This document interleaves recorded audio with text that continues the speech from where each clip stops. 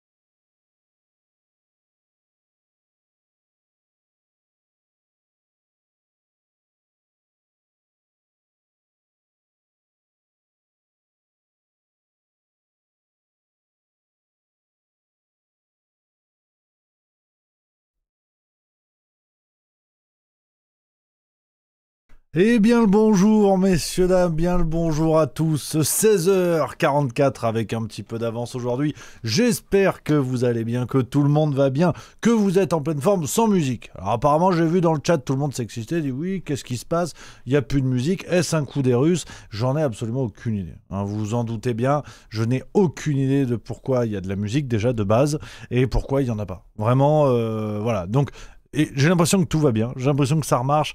Mustang 06700 qui nous dit salut Rémi, on n'avait pas de son pour le générique, tu peux nous le remettre s'il te plaît, j'aimais bien la musique. Bon, on va voir ce que ça veut dire, j'en ai aucune idée. En tout cas, le micro fonctionne, c'est le plus important. Les amis, installez-vous confortablement, on vient sur une belle émission. On arrive sur une belle émission aujourd'hui, il y a des beaux sujets, il y a du Gérard Miller, on va rouvrir le dossier avec quelques nouveaux éléments, ou en tout cas des éléments peut-être un petit peu oubliés par les médias au moment de l'explosion de l'affaire.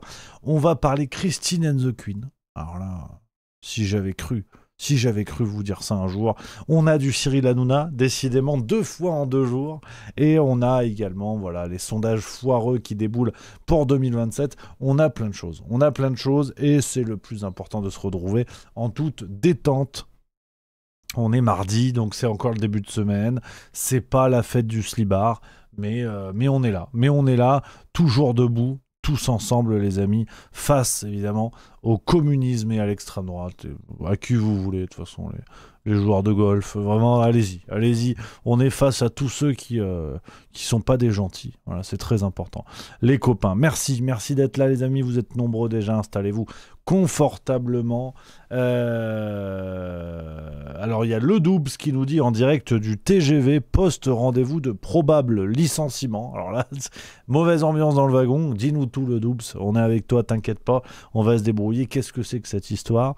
Zabou 1961 qui dit Yell and the Queen. Alors attends, je vais y venir parce que c'est vrai que vous allez voir la séquence. En fait, c'est pas un instant grognon, c'est pas un instant bouquin, c'est un instant bonheur. C'est un instant bonheur, un instant symbole que je vais vous proposer avec cette séquence de Christine and the Queen qui rencontre quelqu'un du vrai monde.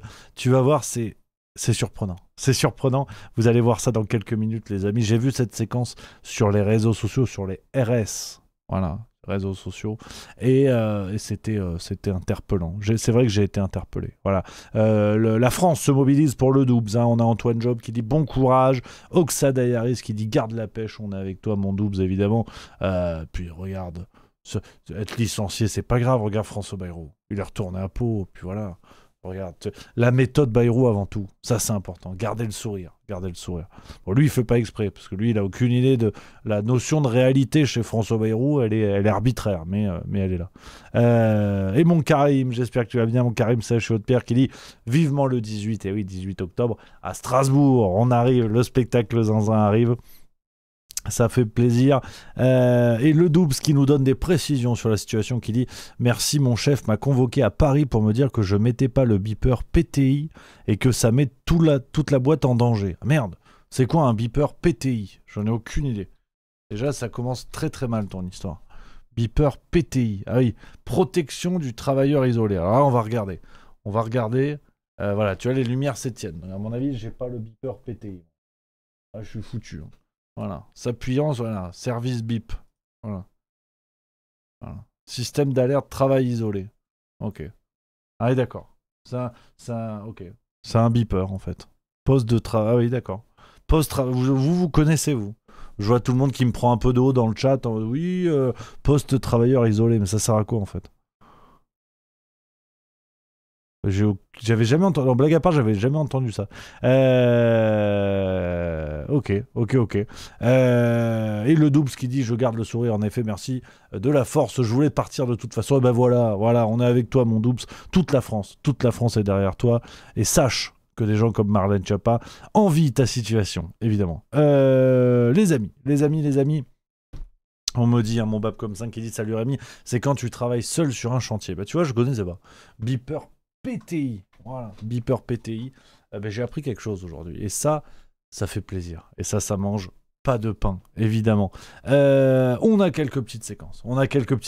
Les amis, dans l'actualité. Et on commence avec Cyril Hanouna. Je ne résiste pas à ce plaisir. Alors, déjà hier, je vous en parlais à Cyril Hanouna. Je vous parlais de lui, pardon. Il nous avait sorti, rappelez-vous, je vous renvoie au Juste Bistrot d'hier. Merci à Kido421 pour le sub 27e mois. Cyril Hanouna nous avait dit oui, j'aime bien Jack Lang. Bah oui, bah pourquoi pas. Mais la vraie question, c'est est-ce qu'il y a des raisons de ne pas l'aimer? Voilà, donc il nous a dit ça.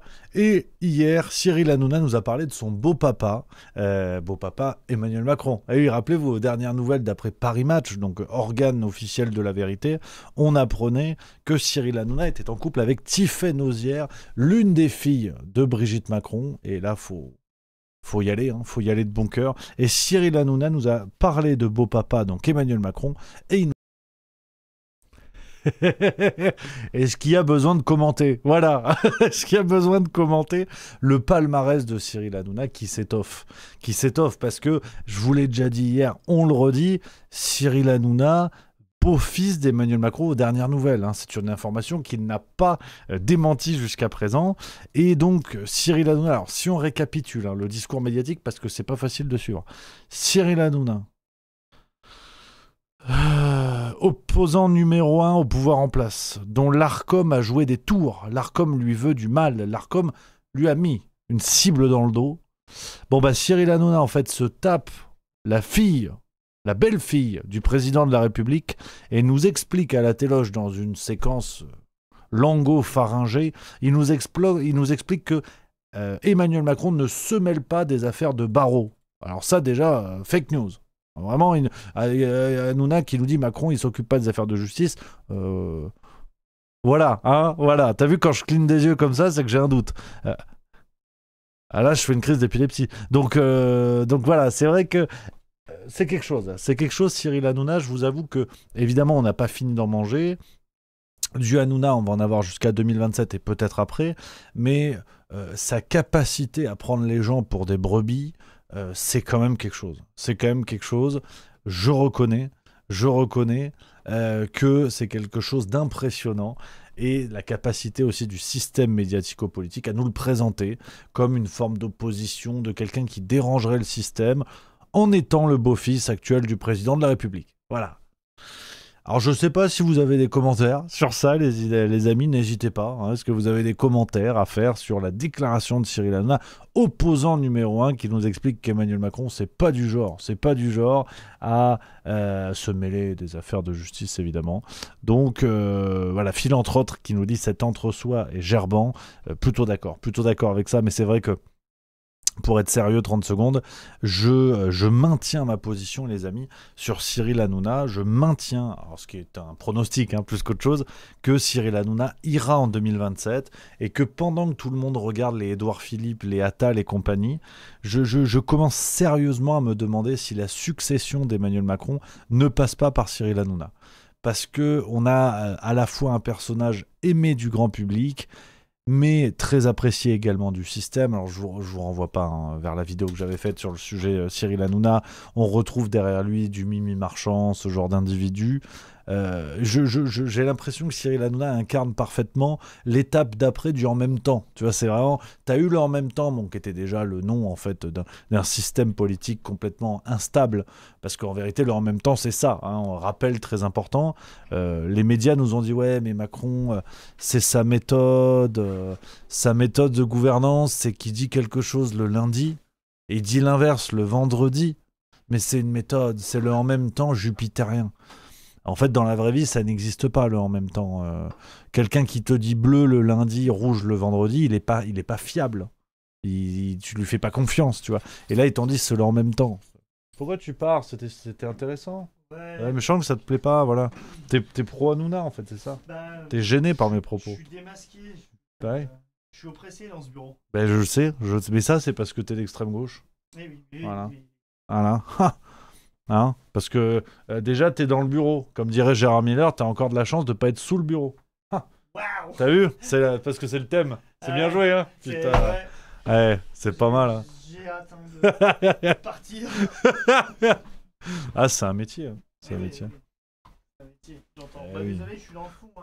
T'inquiète, non mais vas-y, hésite pas, vas-y. Tout le monde voit ton fiac, c'est vraiment aucun respect pour l'émission. Oui. Salut. Attendez, mais regardez, je fais les poubelles. Au voleur, il est en train de faire un carton. Non, Non mais voilà à quoi je sers moi. À faire les poubelles. Ouais, pardon. Bah, j'y vais, hein. Allez, hein. Ouais. À demain. À demain. Demain après, du coup. Ouais. Bah, parfait, je tournerai la farce tranquille, qu'on Mais puisse oui. pas m'embêter. Allez. Merci les déménageurs bretons. Ouais, plaisir. Donc voilà les amis, sur Cyril Hanouna. Donc pour redevenir sérieux, ce que je vous disais, je pense sincèrement qu'il y a peut-être une piste sur le candidat Hanouna pour 2027 qui serait un moyen de duplication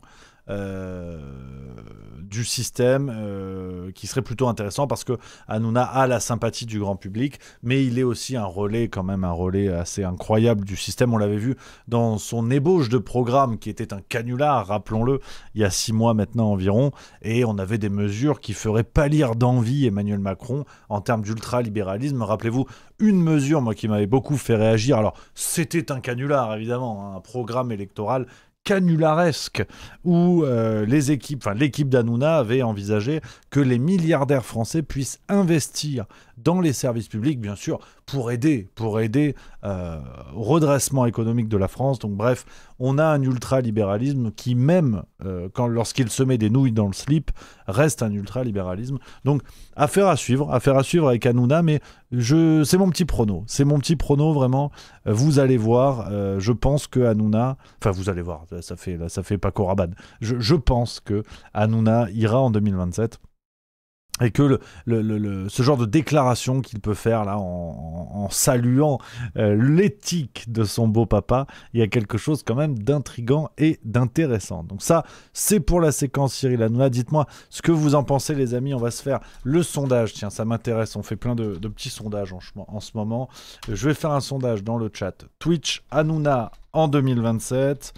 J'y crois pas. Voilà, vous avez 3 minutes pour voter, les amis. Le petit sondage dans le chat Twitch. C'est parti. Le chat y est, les amis. Hanouna en 2027. J'y crois pas.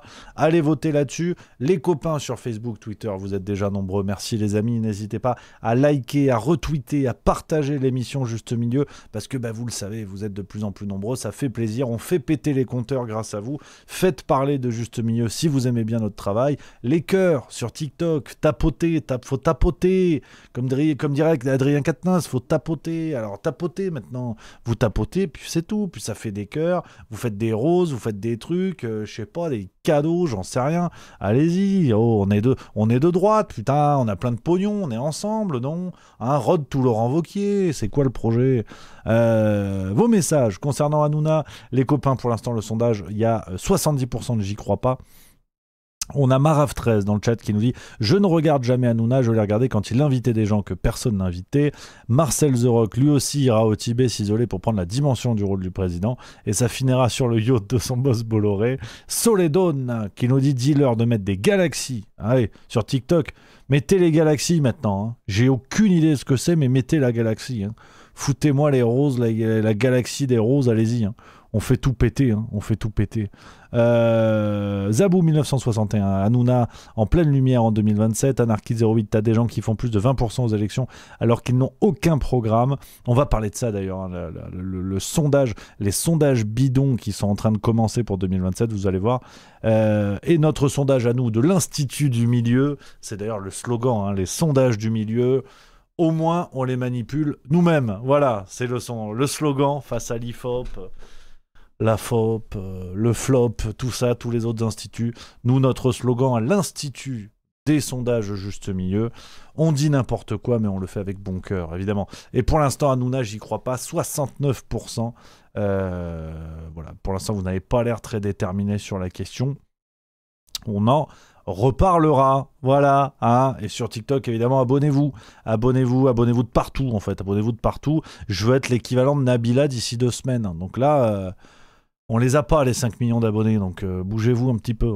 Hein. Massan 3466 qui nous dit « Ça me paraît un peu gros, Hanouna, c'est un beau parleur qui veut la lumière sur lui, mais je pense pas qu'il se présentera. Ça me paraît gros quand même, mais après tout peut arriver. » Et Phil, entre autres, qui nous dit « Glucksmann à 78%, bougez pas. C'est la deuxième actualité que je voulais évoquer avec vous, les amis, dans cette partie pêle-mêle, on continue dans l'actualité politique française. Je le rappelle, après on va parler Christine and the Queen et on va parler surtout, on va parler de l'affaire Gérard Miller. On va en reparler parce que le truc a complètement disparu et j'ai de nouvelles... non, c'est pas moi qui ai des révélations, il faut être précis quand même.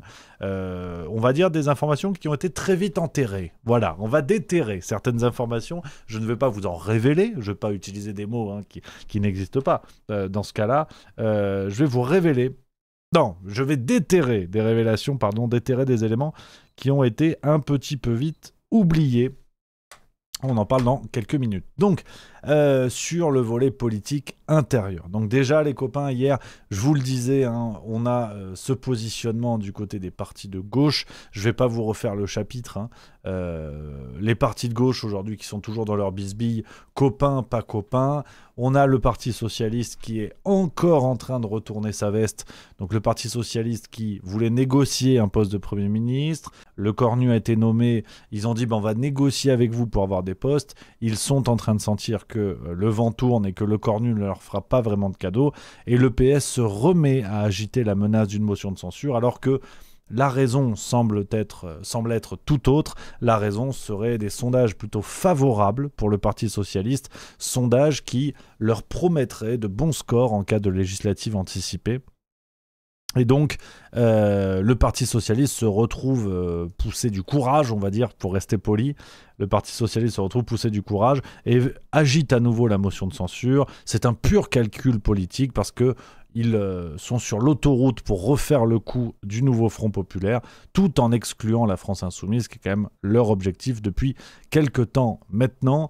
Donc ça, c'est pour l'actualité. Je vous en parlais hier concernant le Parti Socialiste et ce qui se met en place en cas de législative anticipée, en sachant que, il faut quand même le souligner, et ça c'est vrai que c'est du miel, ça fait 3 semaines qu'on n'a pas de gouvernement. Est-ce que quelqu'un a vu la différence ? C'est la question que je pose. Est-ce que quelqu'un trouve que ça change quelque chose ? Non. Donc c'est pas bon signe. Il y a des choses dans la vie, tu le sens tout de suite quand ça change. Tu te fous sous la douche, t'es sur l'eau chaude, tu passes à l'eau froide, tu le sens. En politique, tu passes de Bayrou à Le Cornu, tu le sens pas. Vraiment, tout le monde s'en branle, on va pas se mentir. Et c'est pas rassurant. C'est pas rassurant parce que on est vraiment dans cette logique de bullshit job, théorisée par David Graeber, des métiers en fait où les gens s'enferment et que leur véritable apport n'existe pas et que ce sont des pièces interchangeables, ce qui pousse derrière au burn-out. Alors c'est vrai qu'avec des gens comme Darmanin, on est plutôt sur un projet de burn-out, mais très clairement, il y a une question à poser. Est-ce que on a vraiment besoin d'un nouveau gouvernement ? Voilà, parce que au pire, vous mettez un pommeau de douche à l'intérieur, enfin si j'ose dire, vous mettez une table basse à l'agriculture, vous mettez ma baie vitrée à l'éducation. C'est pareil, vraiment c'est pareil, vous emmerdez pas, il n'y a aucun problème. Ça ne change rien. Voilà, c'est... Oh non, pas de problème. Donc c'est vrai que je voulais poser cette question. Les amis. Est-ce que ça change franchement grand-chose, cette histoire de gouvernement ? Alors, paraît-il que Sébastien Lecornu, the Naked Body, comme on l'appelle en anglais, devrait nous nommer un nouveau gouvernement d'ici la fin de la semaine. Bon, après, je crois que maintenant, les gouvernements, c'est comme les calendriers de l'Avent. Parfois, t'es déçu selon les cases que t'ouvres. Donc bon, eux, il leur en manque des cases, ça c'est sûr. Mais bon, on verra. Alors, à mon avis, là encore, un petit pronostic sur le nouveau gouvernement Lecornu. On prend les mêmes et on recommence. Ce qui sera le slogan de mon club échangiste, le jour où j'en ouvrirai un, qui s'appellera d'ailleurs le juste milieu, également, tout pareil. Et je pense que ça va être les mêmes. Alors ils vont changer les chaises, vous savez, c'est comme le sketch du Palmacho qui est extraordinaire là-dessus. Borne, elle était à l'éducation, elle va prendre la plomberie. Aux armées, ils vont mettre, je sais pas, la concierge de Brigitte Macron. Enfin, on peut y aller. Donc, vraiment, Petit message à Monsieur Lecornu, notre Premier ministre tant adoré, vous emmerdez pas. Franchement, vous emmerdez pas, vous avez vu, ça fonctionne très bien comme ça. Donc, l'actualité politique française qui vaut pas un pet de mouche en ce moment, parce que tous les articles, votre serviteur se tabasse tout ça le matin, je peux vous assurer que tous les articles dans l'actualité, qui parlent d'actualité politique française, c'est une sorte de faux suspense en disant « Ah Lecornu, il va dire des trucs. On verra, il va dire des trucs. Là, il est en train de discuter avec la gauche pour des accords. Hein. Et le lendemain, il a discuté avec la gauche pour des accords, il n'y aura pas d'accord. Mais demain, il discute avec les syndicats. Et le lendemain, hop, il a discuté avec les syndicats, il n'y a pas d'accord. Donc voilà, si on résume, les macronistes vont faire du macronisme et on aura un gouvernement en bois avec les mêmes, mais juste pas sur les mêmes postes. Donc à peu près, on est d'accord là-dessus. Mais quand même, dans cette longue, comment on dit, j'ai perdu mes mots, j'en perds Momo d'ailleurs, qui est un ami, Mohamed, donc j'ai plus de nouvelles. Cette longue descente aux enfers du macronisme qui se poursuit un petit peu chaque jour, on a quand même quelques petites surprises. Et ça fait plaisir. On a quelques petites surprises et vous en avez peut-être entendu parler aujourd'hui de ce sondage, le sondage réalisé par IFOP Fiducial pour Sud Radio et L'Opinion. Ce sondage, là, je vous montre ce qui a été publié dans L'Opinion.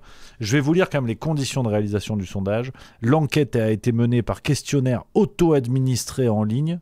Alors, qu'est-ce que c'est une auto-administration d'un questionnaire? Est-ce que maintenant ils font des sondages comme les auto-attestations du Covid? C'est-à-dire, je m'auto-teste concernant mon point de vue politique. Je pense que ce sont tous des brels. Voilà. IFOP Fiducial, c'est bon, je me suis auto-sondé. Qu'est-ce que c'est le projet? On sait plus. Les instituts de sondage, c'est vraiment... c'est mesmer pour les pauvres. Hein. Et ils nous ont dit... un échantillon de 1127 personnes inscrites sur les listes Oh putain, il y a Stéphane Séjourné qui a pris possession de mon corps. J'ai pas réussi à l'aligner celle-là. Les listes électorales extraites d'un échantillon de 1210 personnes représentatifs de la population française âgée de 18 et plus selon la méthode des quotas. Pas Michel. La méthode du quota statistique. Donc, déjà, première question, avant même de regarder les résultats, qu'est-ce que c'est que ces 1127 personnes extraites d'un échantillon de 1210? Ils sont où les autres? Il y en a 83, pourquoi on les a foutus dehors? Est-ce que c'est ceux qui votaient ce qu'il fallait pas? Pourquoi il y a des gens exclus? Moi, en tant que gens de gauche, ça m'embête. Moi qui suis pour l'union, hein, qu'est-ce qui s'est passé? Pourquoi on a exclu ces gens-là de l'échantillon? Alors, on n'en a évidemment aucune idée, mais c'est bien sûr, voilà, les sondages, hein, je veux dire, les sondages... Bon, voilà, hein, les sondages sont à la fiabilité politique ce que les mentons des Bogdanov étaient à l'esthétique, hein, vraiment... Ils nous sortent des sondages, on va pas refaire des grands raisonnements, on sait que c'est un petit peu bidonné, mais ça permet au moins de préparer l'opinion. Et justement, ça tombe bien parce que ça a été publié dans le journal L'Opinion, hein, donc c'est quand même bien fait. Hein. Ils auraient pu le publier dans On va vous la mettre à l'envers hebdo, mais là ils ont pris L'Opinion. Donc on a les résultats des sondages qui sont très intéressants et le principal enseignement, vous en avez peut-être entendu parler aujourd'hui, le principal enseignement c'est Raphaël Glucksmann. Écoutez ce que nous dit L'Opinion dans le chapeau de l'article signé Antoine Oberdorf. Ils nous disent: pour la première fois, un sondage IFOP Fiducial pour L'Opinion et Sud Radio place Raphaël Glucksmann et Édouard Philippe au coude à coude de 15 à 16%. Si l'effondrement du bloc central se poursuit, en portant dans sa chute les héritiers du macronisme, le leader de Place Publique apparaît en mesure de se hisser au second tour face au Rassemblement national. Alors, nous sommes évidemment obligés de répéter une fois de plus les mêmes choses concernant les sondages. C'est une gigantesque usine à fabriquer l'opinion, vous le savez, ça tombe bien comme je l'ai dit, c'est le journal, clin d'œil de l'histoire. Une gigantesque usine à fabriquer l'opinion, c'est de l'ingénierie sociale évidemment. Et alors là, ça y est, la nouvelle coqueluche du système médiatico-politique, Raphaël Glucksmann, qui a une manière peu à droite d'être à gauche, si vous me pardonnez le bon mot. Raphaël Glucksmann est testé à 15%. À mon avis, t'as la moitié de la France qui se dit que Raphaël Glucksmann, c'est une marque de mocassin à gland, mais il est à 15%. Voilà, pourquoi pas. Mais vraiment, pourquoi pas. C'est lunaire, c'est évidemment lunaire. On est dans la fabrication de l'opinion de manière de plus en plus factuelle, et c'est ce que je trouve assez intéressant. Donc voilà, attendez-vous, ça y est, à cette fabrication du candidat Glucksmann qui a quand même bien commencé, hein, ça a quand même bien commencé. Plus personne pour souligner, à part dans les sphères alternatives, on va dire, plus personne pour souligner la présence de sa gonzesse à la tête du JT de France 2. Elle avait dit qu'elle se déporterait des sujets politiques. On arrive gentiment en année présidentielle. Si tu es présentatrice du JT et que tu te déportes des sujets politiques, faut aller faire stade 2, parce que t'es pas au bon endroit. C'est pas ça qu'il fallait faire. Et ça ne dérange personne. Ça ne dérange personne. Évidemment, le problème, c'est l'extrême droite, l'extrême gauche, voilà. Mais sur ça, il n'y a aucun problème.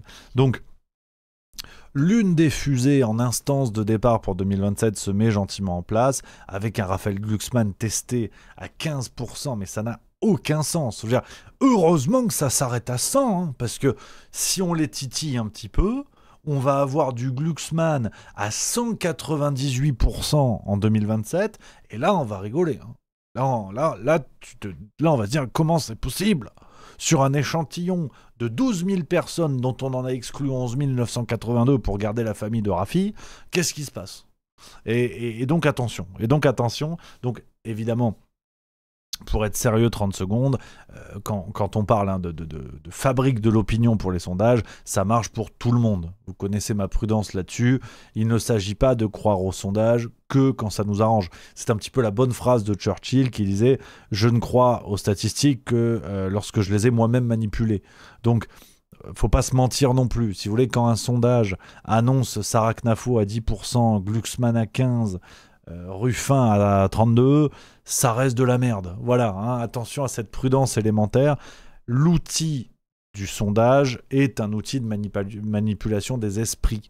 Donc attention à ne pas y succomber lorsque ces sondages valident vos idées ou votre personnalité politique préférée. Soyons prudents. Ça ne peut pas être une escroquerie que lorsqu'il s'agit d'une personnalité politique que vous n'aimez pas. Donc là, aujourd'hui, c'est Glucksmann. Et le coup de génie, parce que nos médias ont du talent, et ça on le savait, c'est l'opinion d'aujourd'hui. Vous avez vu, daté du 30 septembre 2025, aujourd'hui on est le 30 septembre 2025. Le coup de génie, parce que moi je vous dis ça, vous le savez, je suis un complotiste. Estampillé, hein, j'ai 2 tampons. J'ai le tampon sur la carte, j'ai extrême droite pour Conspiracy Watch et fasciste pour Didier Maisto. Donc vraiment, moi je suis un connard. Vraiment, je sais même pas ce que vous foutez là. En vérité, je sais pas ce que vous foutez là. Je vais pas vous mentir. Faudrait arrêter de regarder. Arrêtez de regarder parce que moi, j'ai été tamponné par plein de gens qui ont rien à voir entre eux d'ailleurs et qui se tamponnent entre eux. C'est là où c'est bon. Donc ne me croyez même pas. Mais quand je vous dis que les médias ont du talent et quand je vous dis que les sondages ne servent à rien, eux-mêmes le disent. Eux-mêmes le disent. Regardez. Parce que ce que je vous ai lu, donc c'est ici. Vous allez voir, il y a un truc énorme. Et là, c'est énorme. Marlène Schiappa a dit « Les filles bien n'avalent pas ». Ouais, alors, l'imitation est à chier. Je vous ai montré ça, le sondage, hein, d'accord ? Avec Glucksmann à 15%, on nous dit « C'est super, ça va gagner, il est génial, mon Dieu, qu'il est brillant ». Déjà, quel sens du don de soi quand tu te tamponnes Léa Salamé tous les soirs sous la couette, faut quand même être brillant. Mais cet article que je vous ai montré, avec les sondages, il est signé Antoine Oberdorf. C'est écrit ici. Regardez. Je zoome un petit peu. Vous avez Antoine Oberdorf. Antoine Oberdorf, on le retrouve un petit peu plus bas dans le magazine L'Opinion, dans le journal L'Opinion. Il nous écrit cet article. Glucksmann, le sparring partner dont Mélenchon rêvait. Et Antoine Oberdorf nous donne cette anecdote, vous allez voir, pour prouver à quel point les sondages ne servent à rien. C'est ici, ça commence. Tac. C'est ici même. Voilà, c'est ici même. Je vais vous lire le début de cet article. Dimanche 29 janvier 2017, 20h, les premières estimations tombent. Le frondeur Benoît Hamon triomphe avec 58% des voix. Manuel Valls est balayé de la primaire de la gauche. Ce soir-là, à Montreuil, Alexis Corbière reçoit un coup de fil de Frédéric Dabi, le patron de l'IFOP. L'ex-compagnon de route de Jean-Luc Mélenchon s'en souvient comme si c'était hier. Oui, Alexis, j'ai un truc assez énorme, on fait un sondage. Benoît Hamon sort à 18% et Jean-Luc Mélenchon à 9%. Alexis Corbière raccroche, appelle immédiatement son champion, catastrophé parce qu'il vient d'entendre. Écoute, j'ai eu Dabi, voilà, bon, on se voit demain, répond l'insoumis en chef d'une voix blanche. Tout ça pour que la France insoumise a achevé sa course sur un score de 19,58% des voix à 600 000 voix de Marine Le Pen. Donc, et là, c'est du génie. Et là, c'est du génie. Là, faut pas se tromper. Là, c'est du génie. Vous avez le journal L'Opinion, qui, dans le même numéro, te dit que Glucksmann, il est testé à 15%, et 3 pages plus tard, même pas. Tu vois, là, ce que je viens de te lire, c'est quoi ? C'est page 4, donc c'est ça. 2 pages plus tard, on te dit... Rappelez-vous, en 2017, il y a eu un sondage IFOP qui disait que Hamon, il devait finir devant Mélenchon. On s'est trompé.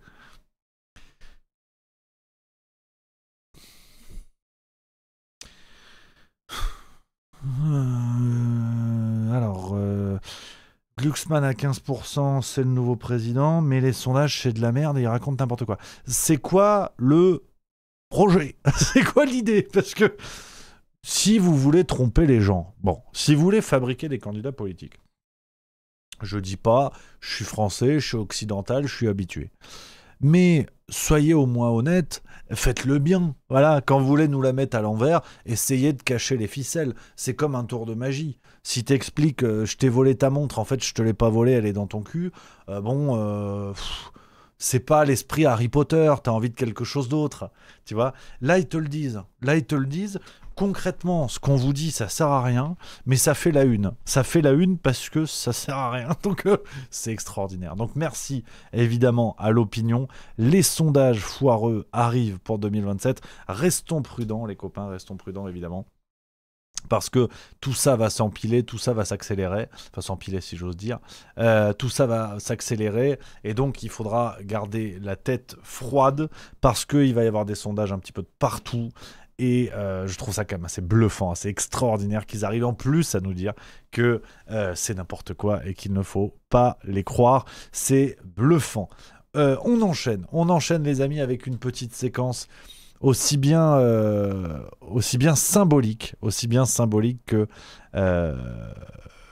que catastrophique, que émouvante. J'ai pas les mots parce que vous allez voir déjà cette séquence, elle est à la verticale. Elle est filmée à la verticale, elle est pas filmée à l'horizontale. Il y a évidemment rien qui va, mais c'est une séquence qui dit beaucoup de notre époque et je voulais absolument vous la montrer. Regardez, quelqu'un du vrai monde, quelqu'un de la vraie France rencontre Christine and the Queen. Écoutez bien les dialogues, c'est à crever de rire. Voilà, la chanteuse. Le chanteur. Ah oui, 2025. 2025. Les temps changent, les temps changent. La connaissez l'artiste? Vous êtes Marchand vous aussi? Oui. Ouais, je suis là. En face. Ouais. Voilà, la chanteuse. Le chanteur. Ah oui, 2025. 2025. Les temps changent, les temps changent.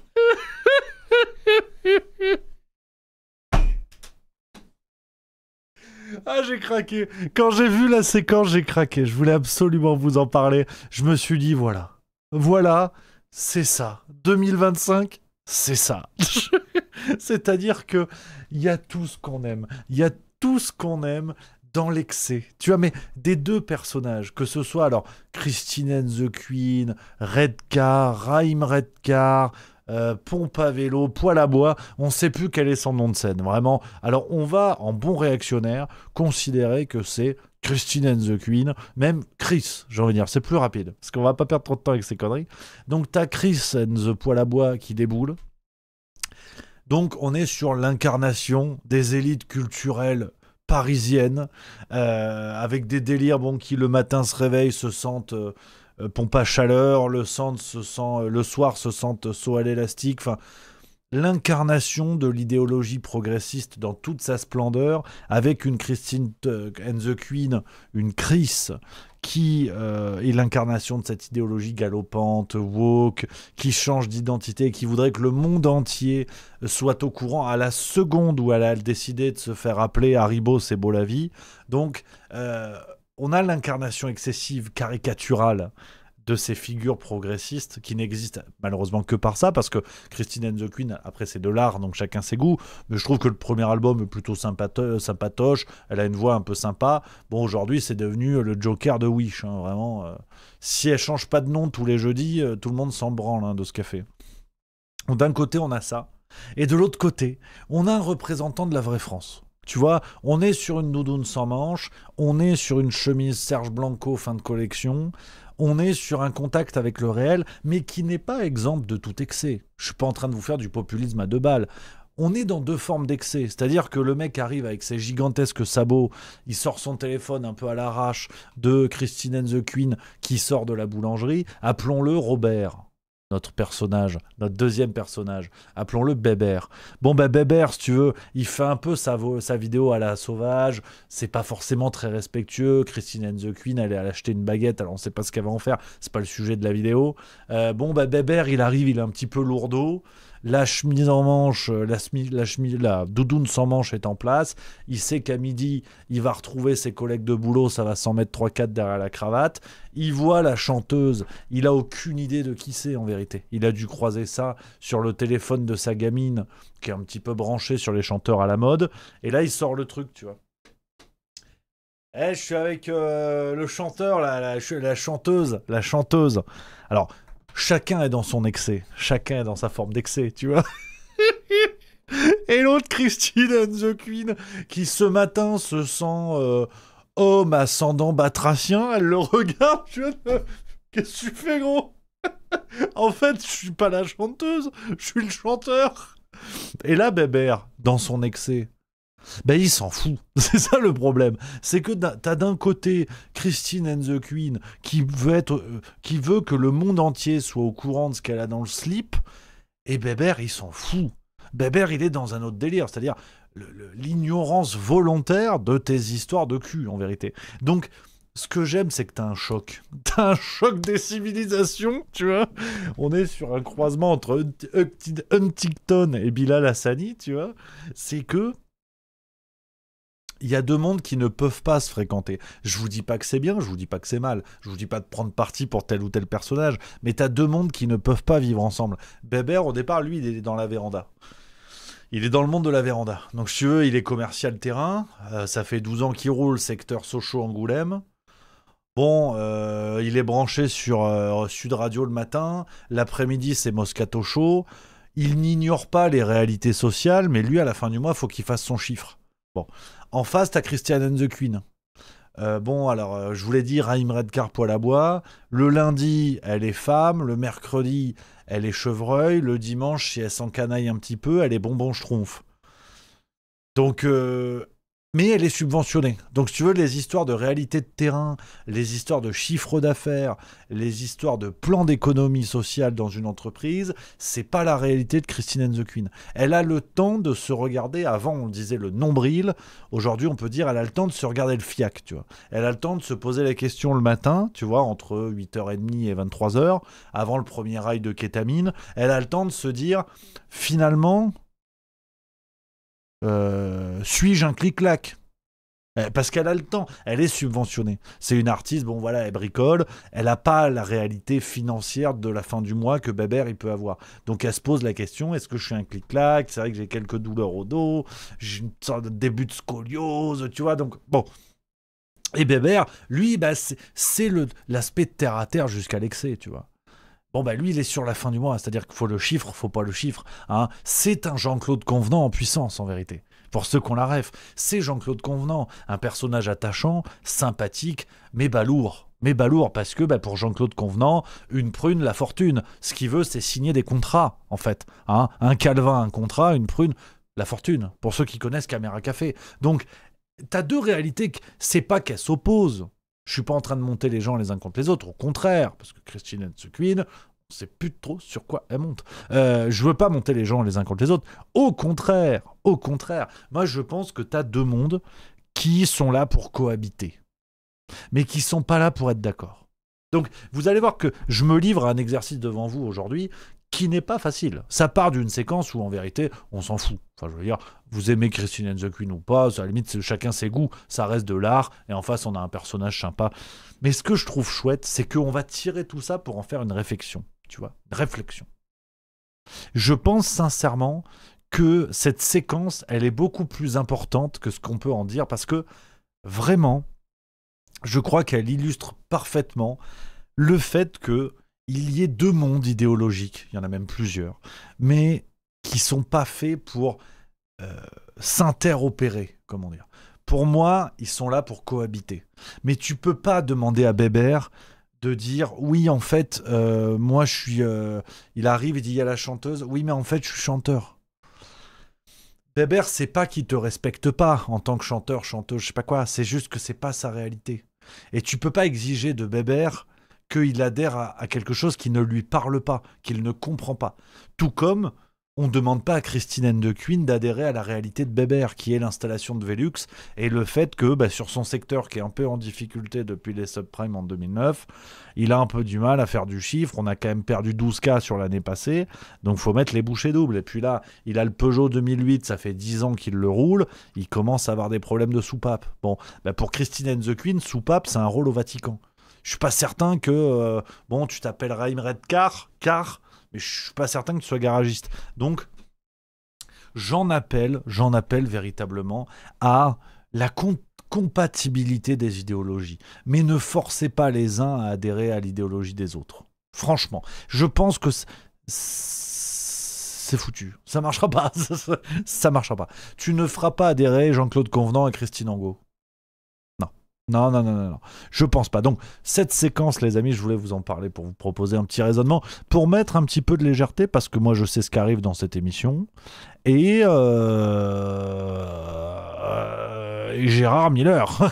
Voilà. Hein, Miller, voilà. Gérard Miller. Donc, là, je me mets un coup d'eau parce que... Là, ça va être compliqué. La transition, elle est pas fastoche. La transition, je vais pas vous mentir, elle est pas fastoche. Donc, buvez un coup d'eau. Aussi, c'est important de s'hydrater. C'est important de s'hydrater, les amis. Allez-y, buvez un verre. Sur TikTok, tapotez, une fois de plus, vous le savez. Sur Twitter, vous vous abonnez au compte Juste Milieu. Facebook, pareil.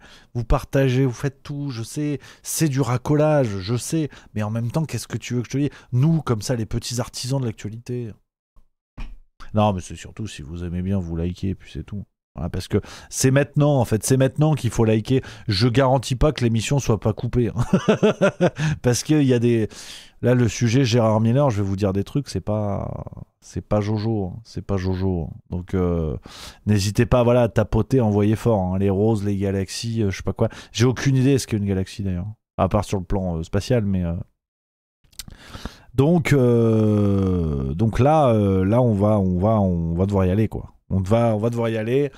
Ce sujet, Gérard Miller, les amis, il faut en parler. Le sujet Gérard Miller, un scandale trop vite enterré. Vous avez... Oh, je bafouille. J'en bafouille de stress. Parce qu'en plus, le sujet m'énerve, donc il faut en parler calmement. L'affaire Gérard Miller, un scandale trop vite enterré, point d'interrogation. C'est le titre de la séquence que je veux vous proposer, parce que il y a beaucoup de choses qui ont été dites sur cette affaire, mais ce qui m'a frappé, dès l'éclatement de l'affaire Gérard Miller en 2024, ce qui m'a frappé, c'est la rapidité avec laquelle cette affaire a été enterrée.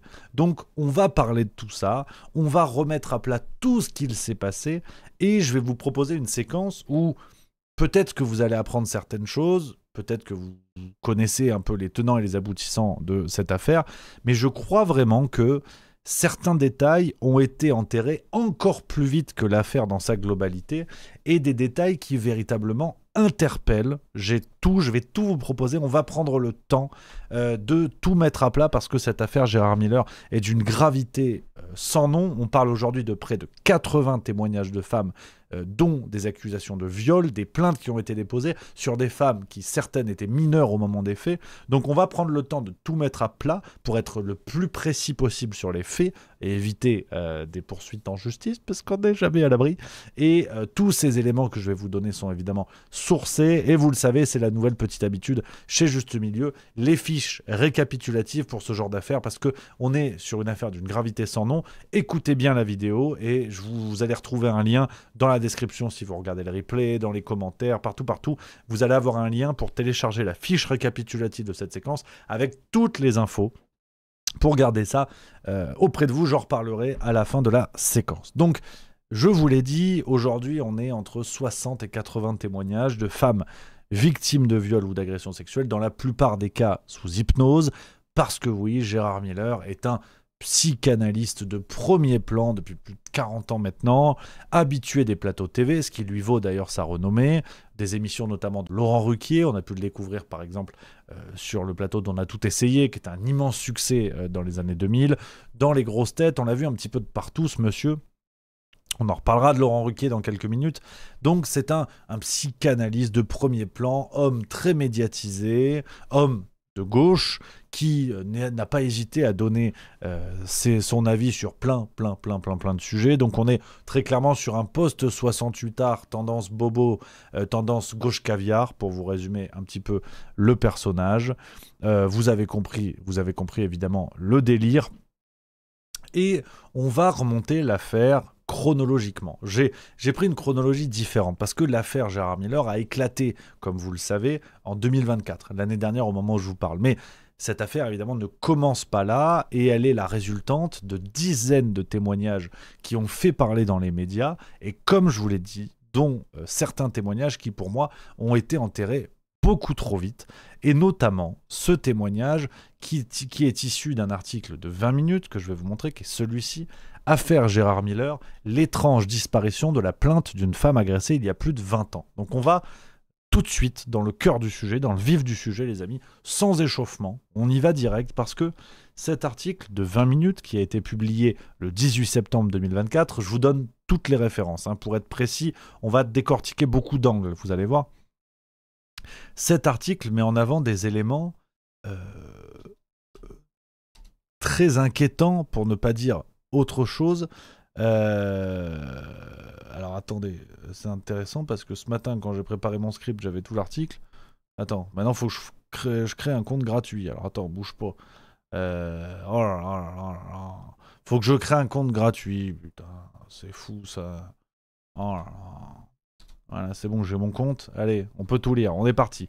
Je vous lis des passages de cet article. Donc, en 2003, après avoir été agressée sexuellement dans la maison de Gérard Miller, elle aurait déposé, donc la femme victime, aurait donc déposé dans la gendarmerie de la petite ville des Yvelines où elle habite. Elle aurait déposé plainte.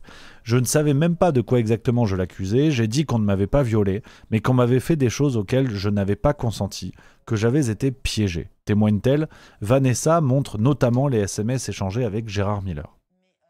Donc, on est sur un schéma, disons, classique, malheureusement classique, de femmes agressées qui vont porter plainte, qui va porter plainte en l'occurrence, qui n'est pas vraiment entendue, avec un parcours judiciaire un peu complexe, mais ça ne s'arrête pas là. Je vous lis la suite de l'article. Un policier l'appellera quelques mois plus tard pour lui dire qu'elle n'était pas seule, qu'il avait enquiquiné d'autres jeunes filles, que la police l'avait appelée et lui avait fait la leçon. Attendez, c'est quoi ça? Alors attends, tiens, je vous l'avais dit. Voilà, je vous l'avais dit. Excusez-moi, coupure dans votre programme. On a TikTok qui vient d'être fermé pour activités et services sexuels. Voilà, on vient d'être ban sur TikTok. Je vous l'avais dit que c'était un petit peu tendu. Donc voilà, accès live supprimé sur TikTok. Bon bah tant pis, il n'y a plus d'émission, c'est pas grave. On continue sur Twitch. Putain, c'est du direct, c'est pas grave. Là on est dans l'enregistrement en direct. C'est pas grave. Je continue la lecture de l'article. La procédure semble avoir été classée sans suite, mais difficile de le savoir, la plainte s'étant envolée. La gendarmerie évoque un dégât des eaux provoquant la perte d'une partie des archives. Les parquets de Paris et de Versailles ne la retrouvent pas non plus. Donc, je vous l'ai dit, on est tout de suite dans le vif du sujet. C'est-à-dire une plainte déposée par une femme victime, les services de police qui lui disent « Oui, en plus, vous inquiétez pas, il y a d'autres femmes victimes, on a fait la leçon à Gérard Miller », et je cite 20 minutes, la plainte s'est envolée. La gendarmerie évoque un dégât des eaux, provoquant la perte d'une partie des archives. Donc ça, c'est 20 minutes. J'insiste lourdement sur ce point-là, les amis, parce que parfois, il y a des commentaires qui sont faits sur le travail de Juste Milieu, où on me dit « Ouais, mais Rémi, il utilise que des médias mainstream, c'est pas crédible. » Moi, je considère, dans une démarche qui est celle du judo, de retourner la force de l'adversaire contre lui-même, que, au contraire, il est nécessaire d'aller chercher des éléments mainstream parce que ça rend les arguments encore plus forts. Que peut dire un fact-checker si les articles ont été écrits par ses collègues ? Donc, cet article de 20 minutes, je voulais commencer avec parce que je crois que c'est un pan de l'affaire Miller qui a été vite enterré, rapidement oublié. On continue parce qu'il y a évidemment d'autres articles. Avant l'explosion de l'affaire en 2024, comme je vous le disais tout à l'heure, on a eu, au début des années 2000, alors la datation n'est pas précise, dans cet article de Elle du 14 mars 2024, on a eu, je vous lis le titre, « Affaire Gérard Miller, une ancienne collègue avait déjà alerté l'université Paris 8 du comportement du psychanalyste ». Donc, pour rappel, Gérard Miller avait bossé à l'université Paris 8 entre 1995 et 2017. Il était notamment professeur. À ce moment-là, il y avait eu 2 signalements contre lui de 2 anciennes élèves, dont un signalement pour viol. Une salariée du département de psychanalyse Paris 8 avait alerté sa direction. Elle avait dénoncé un comportement problématique avec des étudiantes. Et je vous montre l'article de Elle. Donc là encore, source mainstream, mais je l'assume parce que justement ça permet de me dédouaner, de dire ça vient du mainstream, donc c'est la vérité. Donc moi je ne crois que la vérité, c'est ce que m'a enseigné Conspiracy Watch. Priez pour vous, faites des dons. L'article de Elle nous dit que à la suite de cette réunion avec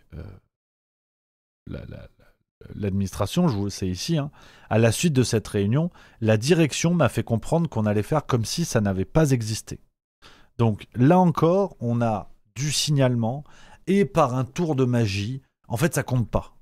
La plainte disparaît des dégâts des eaux, un signalement à Paris 8, donc tu vois, c'est pas l'université du chat qui pète, on a un signalement, mais en fait ça n'existe pas. C'est pas grave, c'est bon, passons. Signalement pour viol, je le rappelle.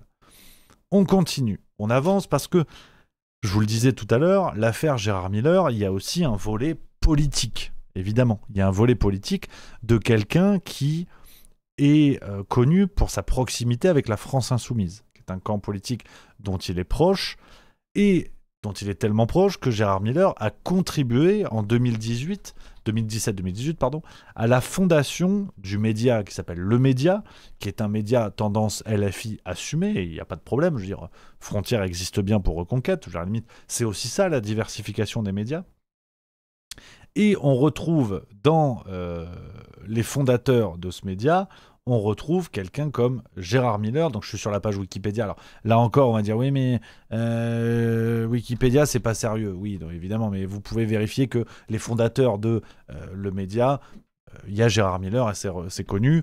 Gérard Miller, Sophia Chikirou, Henri Poulain.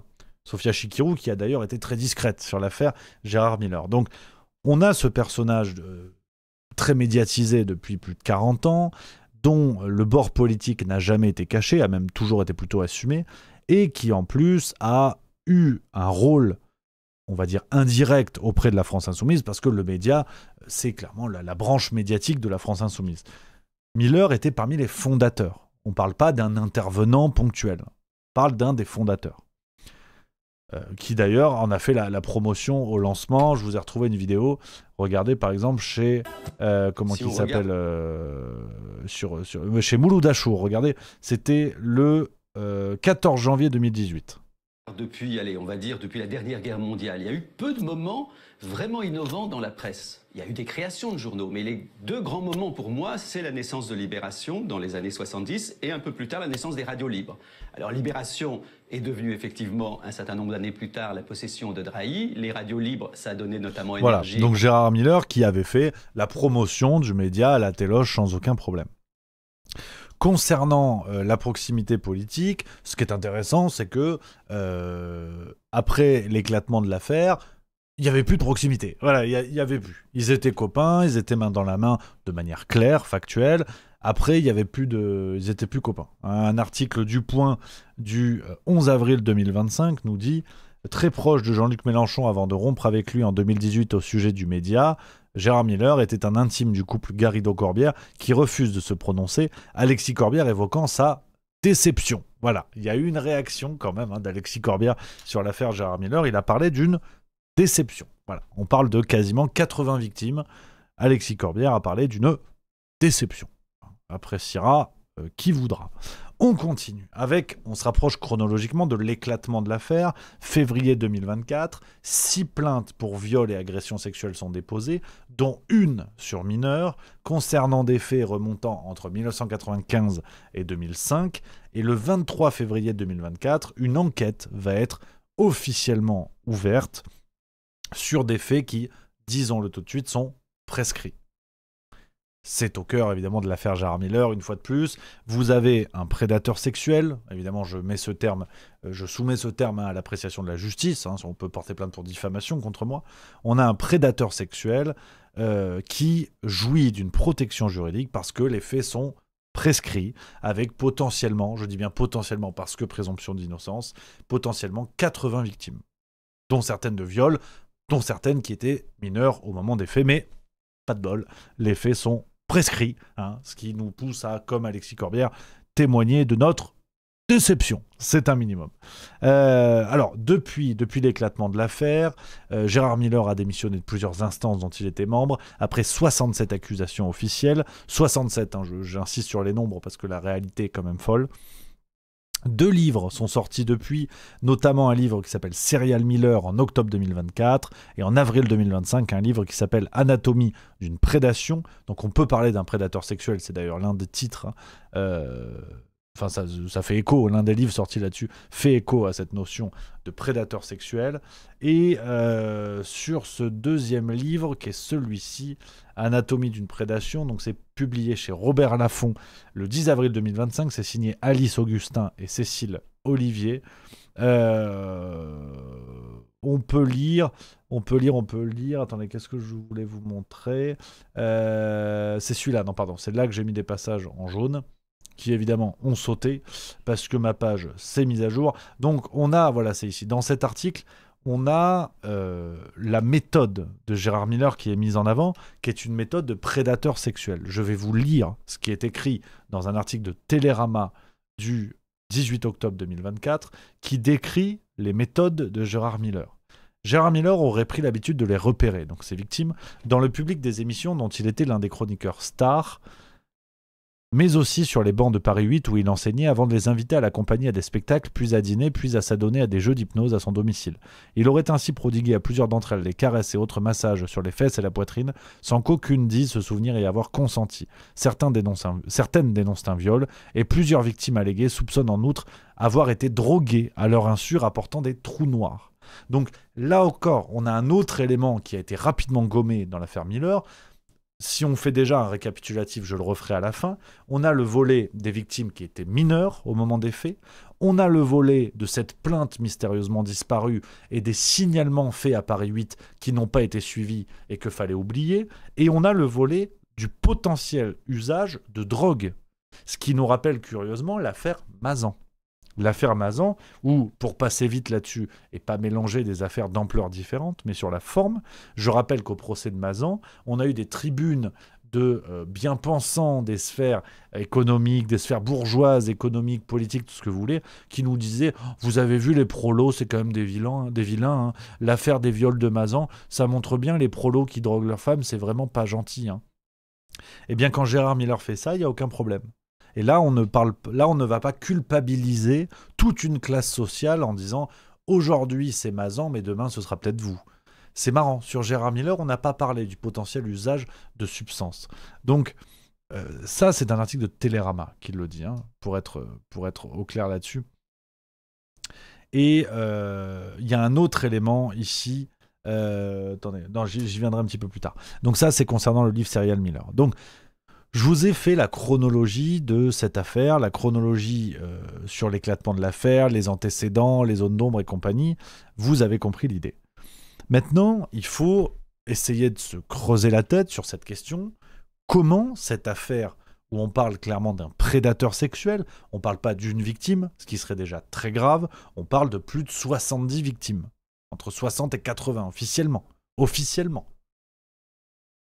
L'affaire est enterrée. On n'en parle plus. Parce que on se cache derrière la prescription. Comme si Gérard Miller avait arrêté ses agressions de manière assez magique au moment où la prescription commence sur ce genre de fait. Par magie, Miller aurait arrêté jour 1, il n'y a plus de prescription, il arrête. Pourquoi pas. Ce qui est intéressant à observer, c'est qu'on a véritablement une omerta. On a une omerta dans cette affaire avec des anciens collègues de la télévision qui l'ont reçu, qui l'ont mis en avant, qui l'ont applaudi. Il y a Bubule. Je rappelle par exemple Laurent Ruquier, qui l'invitait très souvent dans ses émissions. Laurent Ruquier qui avait déclaré regretter d'avoir donné la parole à Éric Zemmour. Est-ce que Laurent Ruquier regrette d'avoir donné la parole à Gérard Miller ? Présumé innocent, là où Zemmour a été condamné, certes. Mais est-ce que si on reprochait les mêmes faits à Éric Zemmour, est-ce que Ruquier aurait attendu la fin de la présomption d'innocence ? C'est toujours un petit peu le même raisonnement. L'une des seules à avoir parlé, l'une des seules anciennes collègues de Gérard Miller à avoir parlé, c'est Christine Bravo, dans cet article que je vous montre ici, de l'Indépendant en date du 29 février 2024, et Christine Bravo qui a déclaré dans cet article « On avait tous connaissance du comportement dragueur de Gérard et on se moquait ouvertement de lui.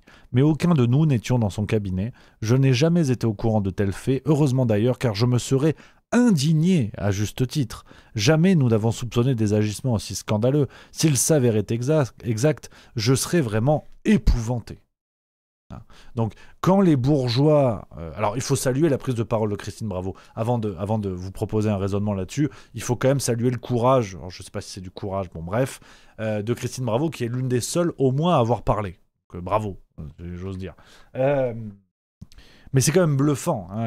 Quand les bourgeois sont complices de prédateurs et d'agresseurs sexuels, ils sont indignés. Ils ne le condamnent pas, ils ne le dénoncent pas, ils s'indignent. Indignez-vous, ce qui est déjà énorme, ce qui est déjà immense. Donc, pour être très clair là-dessus et pas faire 3 heures sur ça, ce qui fait l'omerta, c'est avant tout, qu'on le veuille ou non, ce qui fait l'omerta, c'est la volonté individuelle. C'est-à-dire qu'une omerta n'existe pas s'il n'y a pas des gens prêts à se taire, s'il n'y a pas des gens qui n'osent pas dire les choses. Et c'est toute la frontière un petit peu complexe entre la libération de la parole et la complicité. On applaudit les victimes ou supposées victimes qui libèrent leur parole, mais si on applaudit la libération de la parole, est-ce qu'on doit condamner la fermeture de la parole, si j'ose dire, l'enfermement de la parole ? C'est ce débat complexe qui existe depuis MeToo, on y reviendra dans quelques minutes, ces grandes affaires de libération de la parole où on a dit « c'est formidable, encourageons, applaudissons, saluons la libération de la parole », mais pourquoi cela ne s'accompagne pas d'une condamnation de ceux qui n'ont pas libéré leur parole en connaissance de cause, évidemment. Tous ceux qui ont fréquenté Gérard Miller, comme le dit Christine Bravo, qui n'ignoraient rien de ces pratiques d'aller séduire, je cite, des jeunes filles dans les publics des émissions et qui n'ont rien dit. Si la libération de la parole est salutaire, l'enfermement de la parole est coupable, selon moi. C'est une forme de complicité.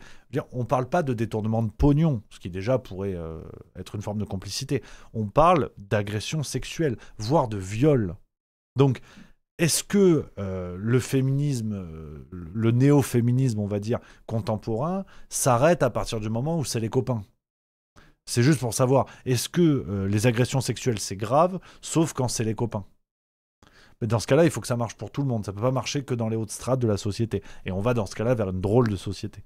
Donc, pour vous dire où on en est donc avec Gérard Miller, et il y a encore pire, on va monter dans l'inconcevable, dans le délirant. Déjà, une autre séquence, pardon, avant que j'oublie, quand je vous parle de l'omerta qui est avant tout la volonté des gens de garder le silence, cette séquence, le 24 novembre 2001 chez Thierry Ardisson, qui... a posteriori ressemble, enfin, a posteriori, a une autre couleur. Écoutez cette séquence, c'était dans chez Ardisson, qu'est-ce que je raconte, Tout le monde en parle. Vous en faites encore, là, sérieusement? J'en fais absolument pas pour des raisons thérapeutiques, je vous l'ai dit. J'en fais lorsqu'on m'en demande, plutôt amicalement. Mais Laurent Ruquier, par exemple, on part souvent en vacances les uns avec les autres. Je crois que je peux le dire parce que on connaît Sophie Forte, qui est une chanteuse brillante, comédienne brillante. Et Sophie, je l'avais notamment hypnotisée devant Laurent et devant tous les copains qui étaient là ce jour-là. Vous avez fait quoi après? Non, c'est en tout bien, tout honneur. Ne craignez rien. Voilà. Cette séquence, alors chez Ardisson, c'est facile de faire des procès a posteriori, mais quand on sait tout ce que je viens de vous dire sur le prédateur sexuel qu'est Gérard Miller, cette vanne de Thierry Ardisson, elle a du sens. Et d'ailleurs, Thierry Ardisson était connu pour faire des vannes qui n'étaient pas que des vannes, et montrer une sorte d'ascendant sur les gens à qui il posait des questions, parce que ça montrait qu'il savait des choses, et que c'était pas qu'une blague. Donc, quand Thierry Ardisson dit ça à Gérard Miller, je suis dans l'hypothèse, j'ai pas de preuves, mais je peine à croire que cette vanne sort de nulle part. Je peine à le croire véritablement. Donc ce qui fait l'omerta, c'est la complicité. La complicité de ces milieux qui savaient très bien ce que faisait Gérard Miller et qui n'ont rien dit. Et qui encore aujourd'hui continuent de se taire. Parce que t'inquiète pas que le mec, si Gérard Miller disparaît de ce monde, qui prend la fuite ou que la mort l'emporte, t'inquiète pas que là, que tout le monde va libérer sa parole. Sauf que le gars est toujours dans le secteur. Donc, faut se méfier, quoi. Faut se méfier, il n'est pas encore en prison. Ou alors, si demain, il est arrêté et qu'il est mis en prison, là, il y aura du monde. Là, il y aura du monde. Vous pourrez vous rappeler de ce que je vous dis là, parce que ça me semble à peu près certain. Donc, cette séquence chez Ardisson, elle a une autre couleur aujourd'hui. Mais le plus fou, et là encore, je crois, un élément qui a été un petit peu oublié dans cette affaire Gérard Miller, c'est que, après l'explosion de l'affaire et le dépôt de plusieurs plaintes à son encontre, Gérard Miller avait réagi.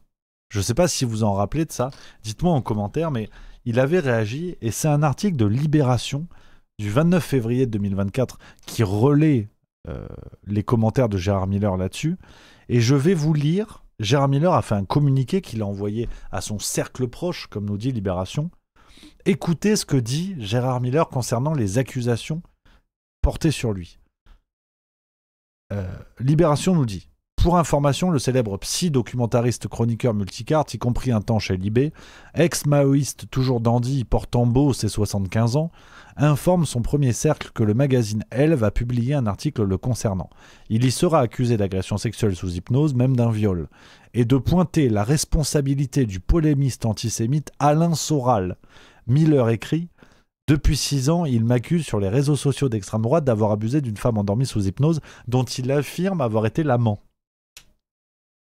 C'est-à-dire que Gérard Miller, avec toutes ces accusations, tente quand même le coup de c'est la faute à l'extrême droite.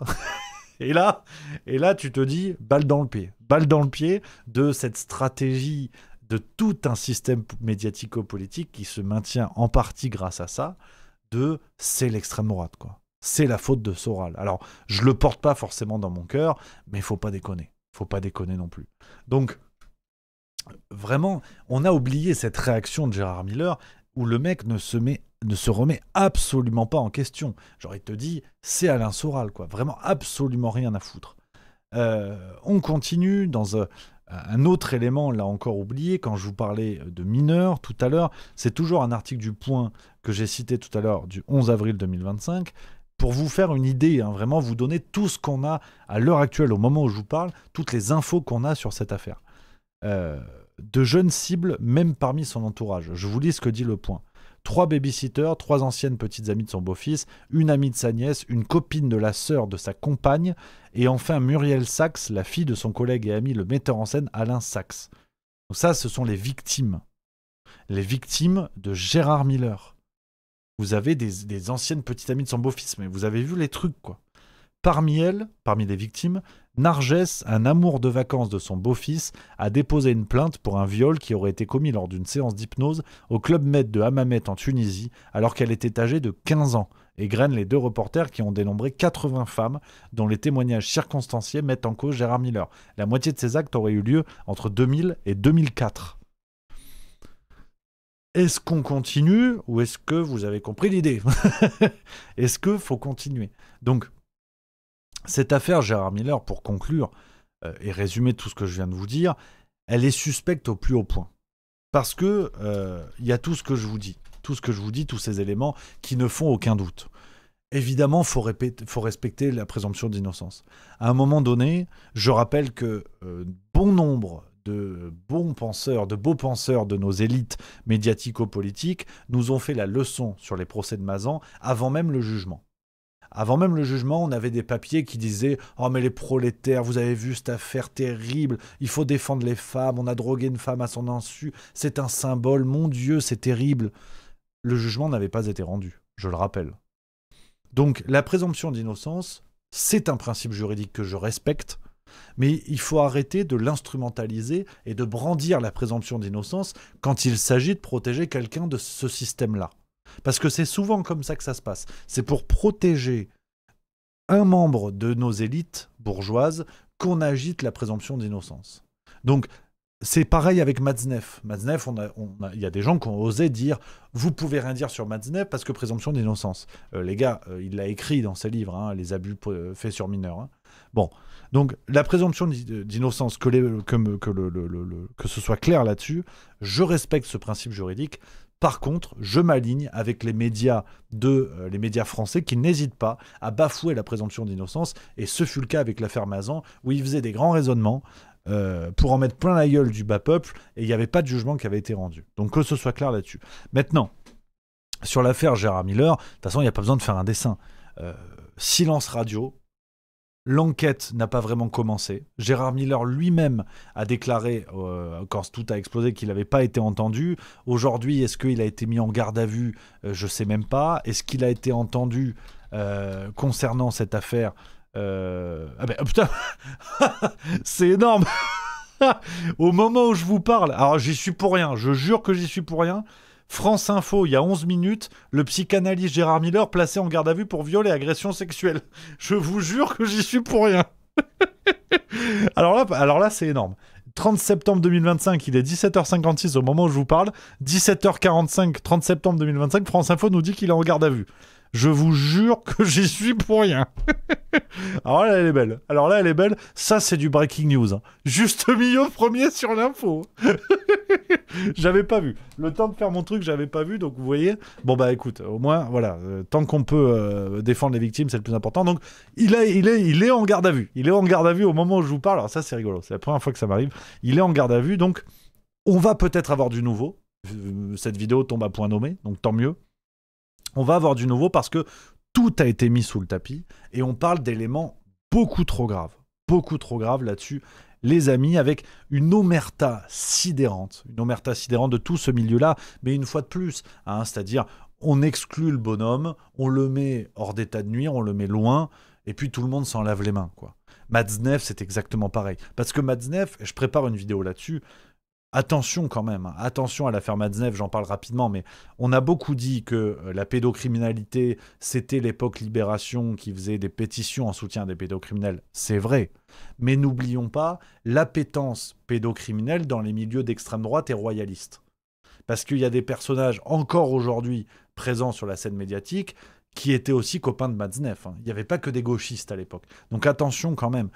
Cette omerta, les omertas qui existent autour d'agresseurs sexuels, que ce soit des pédocriminels ou des agresseurs sexuels sur des personnes majeures, ces omertas existent parce qu'elles ne sont pas que l'apanage d'un seul camp politique. Ce serait trop facile. Ce serait trop beau. Donc Gérard Miller, c'est un personnage de ce microcosme médiatico-politique qui ne s'embarrasse pas avec les histoires de bord politique. Donc vraiment, l'omerta Gérard Miller, elle est gravissime parce que c'est tout un système qui aujourd'hui est dans la complicité. Et je pèse mes mots. Tous ceux qui l'ont vu faire à recruter des victimes potentielles dans les publics des émissions, je suis désolé, c'est une forme de complicité. On a une première plainte qui est déposée, je vous l'ai dit tout à l'heure, première plainte déposée en 2003. Et l'archive disparaît pour une fuite d'eau. Je veux bien pas être complotiste, évidemment, hein, mais faites un effort. Donc, les amis, cette séquence finit de manière surprenante parce que je vous en parle, j'ai fait mon script cet après-midi en me disant, ça fait longtemps que je voulais vous en parler, je le fais ce soir. Bon, on apprend que Gérard Miller est en garde à vue au moment où je vous parle. C'est vrai que ça, c'est rigolo. Dites-moi ce que vous en pensez en commentaire. Et je vous le disais tout à l'heure, tous les éléments de cette affaire, sans nul doute, on va en reparler de l'affaire, sans aucun doute, on va en reparler. Tous les éléments, je vous les donne dans la fiche récapitulative. Elle est dans le chat Twitch si vous regardez en direct. Elle est dans la description de la vidéo, en commentaire, si vous regardez le replay de cette vidéo sur YouTube. Vous le savez, c'est la nouvelle petite tradition sur Juste Milieu. Nouvelle petite tradition, je vous fais des fiches récapitulatives de tout ce que je vous dis en vidéo, parce que je sais que vous suivez beaucoup de chaînes, vous regardez beaucoup de vidéos. Parfois, c'est pas pratique pour retenir les infos importantes.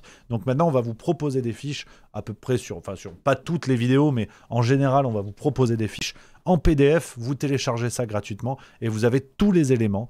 J'espère que ça vous intéresse, dites-moi les copains, évidemment, sur tout ça. Donc voilà ce que je peux vous dire sur l'affaire Gérard Miller. Affaire à suivre parce que drôle d'histoire en direct. En direct, on apprend qu'il est mis en garde à vue. Donc voilà les copains, dites-moi un petit peu ce que vous en pensez de tout ça. Dites-moi dans le chat sur cette affaire Gérard Miller, sachant que je vais republier dès ce soir du coup, parce que la vidéo je voulais la publier en fin de semaine, je vais la mettre dès ce soir sur YouTube. Comme ça, on est dans l'actu, hein, je vous assure, sans le vouloir. Le hasard fait bien les choses. Après, on va me dire que c'est moi qui ai des contacts avec Attali.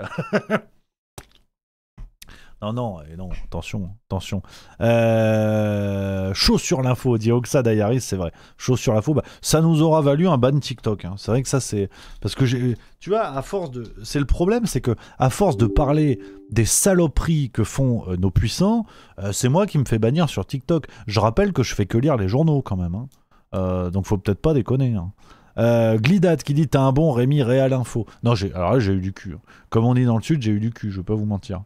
Non, mais je peux vous montrer, hein, regardez TikTok. Ton accès au passage en live et au mode multi-invité sera restauré le 7 octobre. Oh, tiens, je vais avoir des problèmes encore. Activités et services sexuels. Non mais attends, c'est abusé quand même. Nous n'autorisons pas les activités ou services sexuels, y compris le sexe, l'excitation sexuelle. Mais ils sont fous. Hein. Es-tu d'accord avec cette décision? Non. Bah non. Voilà, je vais me militer devant vous. Voilà, j'ai envoyé ma revendication. C'est con parce qu'il y avait du monde, bon, c'est pas grave. Donc voilà les amis, ce que je pouvais vous dire sur ça. Vous êtes cons. Il y a Oxa Dayaris qui en a même pas vu ta bite. Vous êtes cons, c'est terrible, c'est terrible. Oh là là, on a vraiment la communauté qu'on mérite. Terrible, j'ai l'impression d'être Jean-Marie Bigard maintenant. Alors, c'est deux nains. Elle est pas dingue l'imitation. Je suis vraiment pas dingue en imitation. Ça, c'est un vrai problème que j'ai, c'est que je suis à chier dans les imitations. C'est catastrophique. Hein. Putain, je fais des efforts et tout, mais c'est terriblos d'être nul comme ça. Je sais faire des gens que personne connaît. Christophe Fourios, l'entraîneur de rugby, les gens le connaissent pas, quoi. C'est terriblos. Donc ouais, non. Je m'en remets pas. Je m'en remets pas de ça. Donc voilà un petit peu les copains. Ce sujet, Gérard Miller, alors je vous avoue, je suis un peu on my ass avec cette histoire quand même du truc qui pète aujourd'hui même, quoi. Aujourd'hui même, tiens, je vais voir ce qui se dit sur Twitter. C'est fou cette histoire de garde à vue, on va regarder ensemble. Parce que peut-être qu'il y a de nouvelles infos. Ouais, non, c'est toujours les mêmes accusations. Hein. Placé en garde à vue 1 an et demi après la révélation de l'affaire. Putain, il a eu du temps. Hein. Ah, c'est quand même énorme. Hein. C'est quand même énorme. Tu vois? Et là, c'est moi. Bah ouais, Gérard Miller. Beau gosse, hein. Oh, bien joué, non? Alors, par contre, voilà, ce tweet, ça me régale. Alors, Morandini, à qui je pisse au cul, évidemment. Jean-Marc Morandini blog qui nous retweet le truc. Hein. Le psychanalyste Gérard Miller placé en garde à vue pour viol et agression sexuelle dans les locaux de la brigade protection des mineurs. Putain, et ça m'embête parce que j'aimerais bien partager le post en mettant au moins vous allez pouvoir vous croiser, tu vois. C'est fou. Hein. Putain. Et Morandini qui retweet, bref, ça m'énerve. Donc voilà les amis. Histoire assez rigolote de Gérard Miller. On en reparlera. De toute façon, on en reparlera bien sûr. Dans quelques jours, s'il y a de nouveaux événements, on en reparlera tranquillou, bilou. Donc j'espère, dites-moi les amis si vous avez récupéré la fiche récapitulative, est-ce que ça vous plaît ce format? Si ça vous intéresse, voilà, d'avoir ces infos récap. On a déjà mis une vidéo hier sur l'identité numérique avec la fiche récapitulative. Est-ce que certains d'entre vous ont récupéré la fiche? Est-ce que ça vous a plu, les amis? Voilà un petit peu ce que je pouvais vous dire. Franco-arménien qui dit t'aurais pas l'euro million pour ce soir, Rémi? J'aimerais bien, pardi. Attends. Ah non, mais c'est fou, vous avez vu déjà mon pronostic la dernière fois au football, Marseille-Real Madrid, j'avais dit 2-1, doublé de Mbappé. Il y a eu 2-1, doublé de Mbappé. Là, je parle de Gérard Miller, boum, il est en garde à vue. Si je dis ce soir, je couche avec Kim Kardashian, ben, je vais me faire engueuler par Madame Mieux, à mon avis. Mon avis, tout ce que je vais ramasser, c'est une claque dans la gueule, hein, c'est tout. donc non. Non, je déconne, Kim Kardashian. Bon, à mon avis, je vais avoir sa sœur, Kim Kardashias, rien à voir. Non, rien à voir, c'est la mannequin Dragé Fuka. C'est un autre délire. Donc, non, je suis... ouais, je vais être emmerdé. Mais c'est vrai que c'est une drôle d'histoire. Peut-être que j'ai lu dans mes boules de cristal, hein. On sait pas. Peut-être, en fait, vous êtes juste en train de vous rendre compte que je suis devin. Finalement, Paco Rabache. Le mec, il parle tout le temps du même sujet. Un jour, ça se réalise. Paco Rabache. Mais non, vous m'appelez comme ça, c'est officiel. Cuire le cul, qui dit: je viens d'arriver, Toxin, à reparler de Juste Milieu aujourd'hui sans devoir expliquer qui tu es. Pas besoin de te présenter, c'est la classe. Ah, je suis plus le méchant du film, ça y est. Je sais, j'ai pas suivi. Ils ont reparlé de pourquoi ils ont parlé de moi. Oh non, hein, je suis pas fasciste encore. Hein. C'est quoi cette histoire, cuire le cul? Comment ça, ils ont reparlé de Juste Milieu? Oh non, hein, laissez-moi tranquille, hein, ça va. Hein. Et j'ai mangé, hein, ça va. Hein. Je suis fasciste, j'ai rien dit quand même. Hein. Je rappelle que Maïsto, je suis toujours pas monté au créneau alors qu'il m'a chié dans les bottes quand même. Hein. Alors déjà, j'ai pas de bottes, c'est ce que j'essaie de lui expliquer. J'ai pas de bottes, je suis pas fasciste.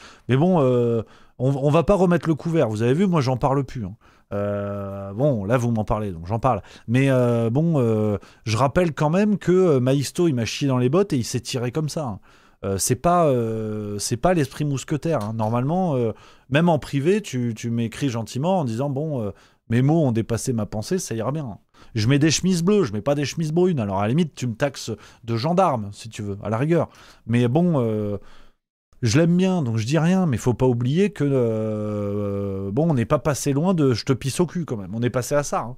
Parce que tu peux pas dire à quelqu'un t'es fasciste et comme ça sans je parle pas d'impunité, mais sans conséquence, si tu veux, sans continuité. Voilà, c'est ça le vrai terme, continuité. C'est pas grave, mais je veux dire, dans la vraie vie, ça marche pas comme ça.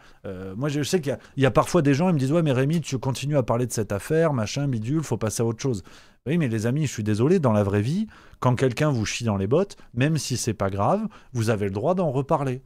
Vous avez le droit, je parle même pas d'excuses, mais qu'on puisse en reparler à tête reposée. Voilà, et à la limite, s'il le pense encore, c'est son droit, il n'y a aucun problème. Mais qu'on puisse en reparler. Tu peux pas me chier dans les bottes et te tirer et pas me laisser de droit de réponse. Faut pas déconner non plus. Donc, ça m'a fâché. Je vais pas vous mentir, ça m'a fâché. Je suis fâché de ce genre de truc. J'aime pas ce genre de pratique. Quand Julien Pain le fait, je lui pisse au cul et tout le monde est content en disant « Rémi, t'as raison de monter au créneau ». Et Maïsto, je devrais pas en reparler parce qu'on me dit « Oui, mais faut pas mettre la désunion dans les médias alternatifs, passe à autre chose ». Attends, je me suis fait insulter, j'ai le droit quand même de dire quelque chose, tu vois. Donc, c'est pas grave, mais je vais lui envoyer un petit message gentil parce que ça m'emmerde un peu. Je veux dire, il y a une forme d'inconséquence, je vous l'avais dit il y a quelques semaines en plus. Aujourd'hui, ce qui me fait peur, c'est l'inconséquence.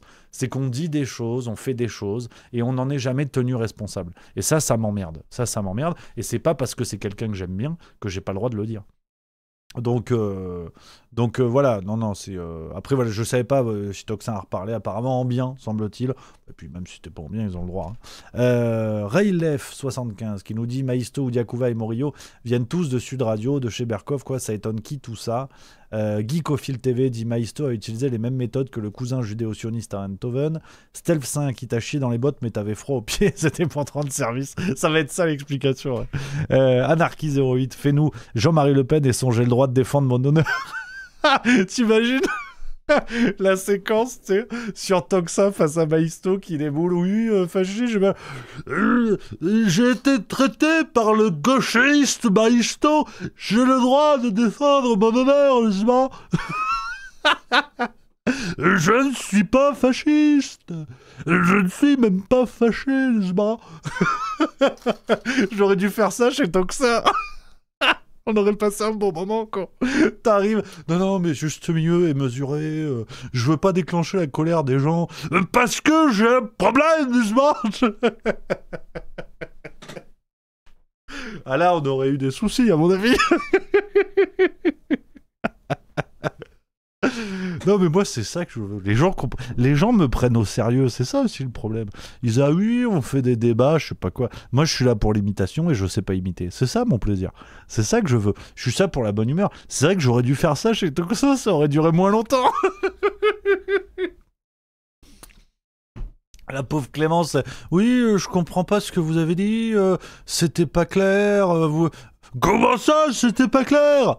Vous mettez en doute ma parole? Ça aurait été énorme. Oh, c'est pas grave, je peux pas. Ça, je le garde entre nous, dans le Juste Bistrot, là, on est en famille. Y a personne qui regarde. Y a que vous êtes des fous, vous êtes des zinzins, c'est pas pour rien que je vous ai appelé comme ça. Mais, non, attends, t'imagines, j'aurais eu des problèmes. Ou alors, j'aurais pu chanter du Eddie Mitchell. Attends, du Julien Clerc. J'aurais pu faire du Julien Clerc. Attends, je vais te trouver tu vois, je vais te faire un karaoké. J'en ai plus rien à foutre, 18h10. Tu vois, Julien Clerc, tu l'as la scène? Attends. Écoute, on va faire un karaoké Julien Clerc en direct, tu vas voir, ça va être énorme. J'aurais pu faire ça chez Clémence Ouliakova. Ça aurait été énorme. Putain, j'ai raté un truc terrible. Tu sais, quand t'arrives, oui, c'est un scandale, je sais pas quoi, fasciste, pas fasciste. Tu vois, je serais arrivé, regarde, attends, bim boum, tu vas voir. Regarde. Regarde. Tu l'as là ou pas? Ce n'est rien, tu le sais bien, le temps passe, ce n'est rien. Tu sais bien, elles s'en vont comme les bateaux, et soudain, ça revient comme une... Oh, ça aurait été de la merde, mais on aurait rigolé. Hein. Moi, je suis là pour la rigolade. tu déboules en Julien Clerc dans l'émission. Ça va être ça. Ne me provoquez plus, je suis un malade mental. Je vous le dis à tous, là. Médias alternatifs, médias mainstream, j'en ai plus rien à branler. Je vous le dis tout de suite, je suis là pour le rire. Jusqu'au bout, la rigolade. Il y a du sérieux, il y a de l'actu, il y a des sources, mais il y a du rire. N'oubliez jamais, je vais me le faire tatouer sur le cul, on fait pas de bonnes vannes sans bonnes actualités. Donc, tous ceux qui disent « Oui, Rémi, il faut choisir, il faut faire l'actu ou de la vanne. » Non. On va faire les deux. Parce que c'est mon projet. On va faire les deux. C'est avec des bonnes actus qu'on fait des bonnes vannes. Je vous dis pas que je fais des bonnes vannes. Je vous dis qu'en tout cas, tout est fait pour en faire. Et donc, n'oubliez pas que j'en ai plus rien à foutre. Je vous le dis tout de suite. J'en ai plus rien à branler. Je serai gentil avec ceux qui sont gentils. Ceux qui sont méchants, je vais débouler en Jean-Marie Le Pen dans vos émissions. Et il n'y aura pas de problème. Voilà. Je le sais, sa façon d'être à moi parfois vous déplaît. Ouais, c'est nul. En plus, je commence à avoir faim, tu vois. Donc, c'est peut-être pour ça aussi. Hein. Donc, non, mais c'est vrai. Petite rigolade, ça fait du bien. Après, le truc Gérard Miller, on a le droit de rigoler un petit peu quand même. Hein. On a le droit un peu de rigoler. Mais il y a Tilusae qui dit Toxin, ça devient grave. Par rapport à quoi, les amis? Dites-moi. On parle de ça, on parle de ce sujet-là. Je voulais pas remettre le couvert, hein, j'insiste là-dessus. Parce que c'est bon, je veux pas vous redire tout ce que je vous ai dit, mais tranquille, quoi. Monsieur Dagon qui dit Je hais Julien Clerc. Je peux avoir Eddie Mitchell. Je peux avoir Eddie Mitchell qui chante du Aya Nakamura. Et ça, c'est surprenant. Parce que ça te donne, si tu fermes les yeux...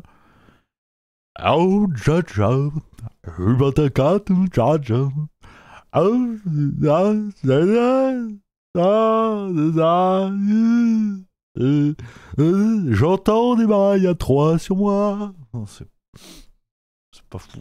C'est pas foufou. C'est pas dingue. Franchement, non, mais pourtant, vous êtes nombreux. On est bientôt 3000 en ce moment, là, en direct. Je comprends pas ce que vous branlez ici. Hein. C'est n'importe quoi. Il y a Laurent Robin qui nous dit dans le chat, il a mis un message long. Mon Lolo, il nous dit J'adore le format super boulot de recherche et d'analyse. Dans ces affaires, comme pour Morandini, ces personnes font partie d'un réseau de personnes influentes ou politiques qui ont la capacité de faire taire, de faire pression, même dans la police. C'est un phénomène pas nouveau. Bien des films, surtout dans les années 70, s'inspirent de ces agissements politico-médiatiques. Je pense aussi à Mimi Marchand, qui était la reine pour étouffer des affaires. Complètement d'accord. Complètement d'accord. Avec Galabru. Si. Galabru. Ah si, Galabru. Si.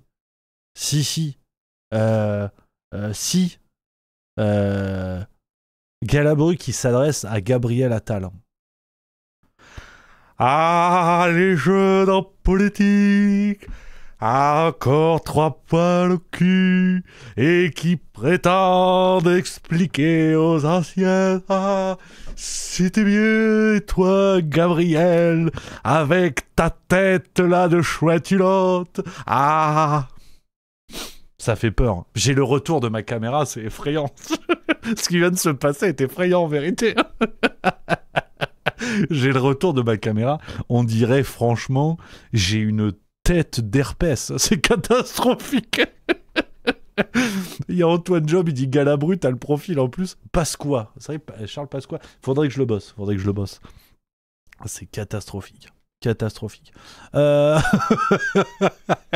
Mais c'est fou, tu vois, le juste bistrot, ça n'a aucun sens. Si certaines personnes arrivent maintenant en se disant tiens, c'est quoi cette émission, ben, ça n'a aucun sens. Je vous le dis tout de suite, ça part de, voilà, c'est l'actualité, il y a de tout, il y a de l'imitation, il y a des blagues, il y a de la cuisine. J'ai mangé une croziflette ce week-end. Oh là là là.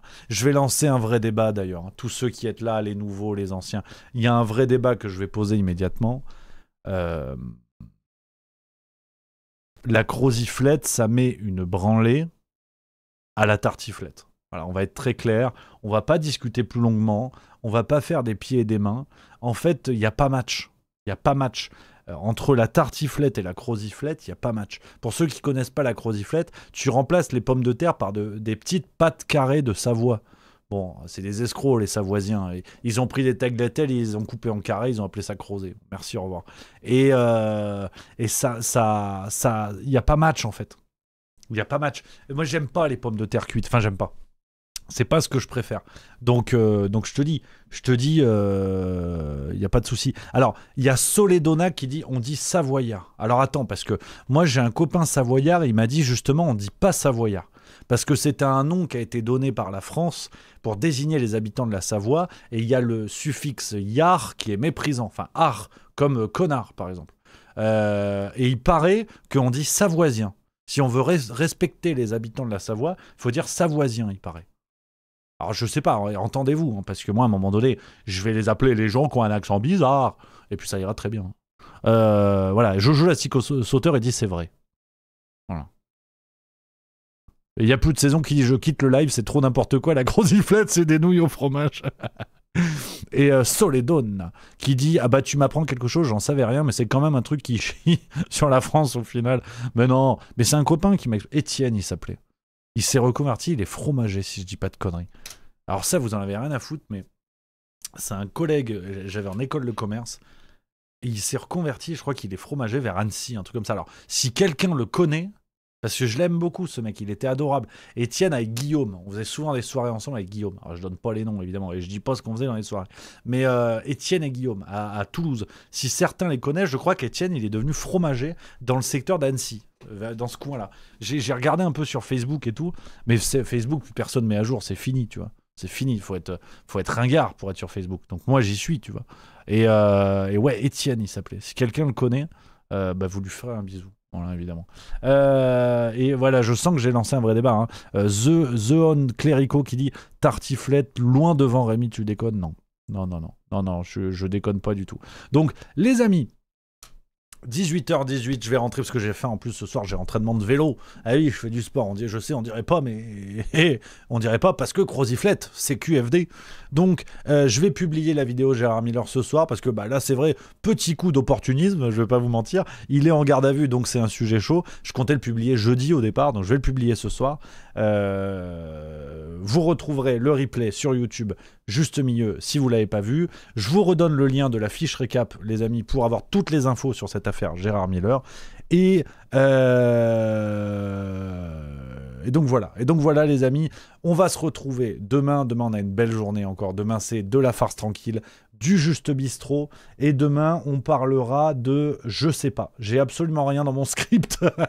Donc on verra demain. On verra demain les copains ce que je vous proposerai dans le Juste Bistrot. Et la farce tranquille à 18h évidemment, épisode 209. Merci les amis d'avoir été là. Je finis avec un point très important et vous le savez, on est obligé, je suis obligé de radoter la promotion parce que on a personne et ça va pas aller en s'arrangeant vu les nouveaux sketchs que je suis en train d'écrire. Le spectacle Zinzin, les copains, vous le savez. Je compte sur vous, voilà, si vous voulez me retrouver sur scène pour ce même exercice. De la blague, par contre, que de la blague pure, de la rigolade. Le Mans, le jeudi 9 octobre 2025. Metz, le vendredi 17 octobre 2025. Strasbourg, le 18. Et je vous donne toutes les dates parce que à La Rochelle, par exemple, on arrive sur les dernières places. Il doit en rester 20 ou 30. C'est le 24 octobre, donc c'est dans un mois. Plan de campagne à côté de Marseille, le 7 novembre 2025. Les amis, soyez là. Là aussi, pareil, ça avance bien au niveau des places. Paris, le 20 novembre, à l'Apollo Théâtre. On a vendu plus de la moitié des places. Et Genève, le samedi 13 décembre pour finir l'année. Sachez que je suis en train d'écrire un nouveau sketch qui s'appelle « C'était mieux avant ». Voilà. Je peux pas vous dire ce que j'ai mis dans le texte. Et dimanche, on va diffuser un extrait inédit du spectacle pour vous montrer, avec un sketch qui évolue un petit peu chaque soir alors que c'est tout le temps le même. Je peux pas vous en dire plus, donc je compte sur vous vraiment les copains, si vous voulez nous donner de la force, nous soutenir dans cette aventure Juste Milieu, de ce spectacle qui me permet d'aller à votre rencontre, de me réaliser mon rêve d'être sur scène. La tournée Juste Milieu, voilà, si vous voulez nous aider, c'est ça qu'il faut faire, c'est de venir me voir sur scène les amis avec ce spectacle Zinzin. J'espère que si vous aimez Juste Milieu, sur scène je vous propose un concentré de l'huile essentielle de Juste Milieu, de l'huile essentielle de Zinzin. Donc la tournée du spectacle, vous avez le lien billetterie de partout, je le mets sur Twitter également en commentaire sous la vidéo que vous êtes en train de regarder. N'hésitez pas à nous donner de la force, à prendre vos billets. C'est le spectacle vivant, c'est des moments de rencontre où on est ensemble et j'espère on passe un bon moment. Je vous embrasse, merci d'avoir été là les copains. À demain, Juste Bistrot, farce tranquille. Vive la rigolade, vive la France, à demain.